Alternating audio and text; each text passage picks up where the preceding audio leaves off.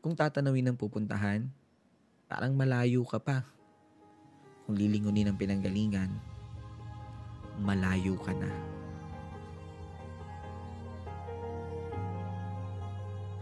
Kung titingin sa hakbang ng iba, parang naiiwan ka.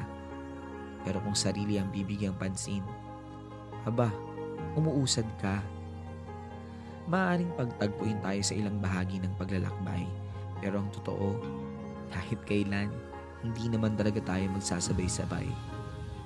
Magkaiba ang panahon, magkaiba ang daan, magkaiba ang oras, magkaiba ang bilis. Minsan, nakadepende kung saan nakabaling ang paningin. Pero isa lang ang sigurado, kahit mabagal, kahit pahinto-hinto, kahit nakakapagod, kahit nakakahapo, sa huli, makakarating. Huwag na huwag susuko.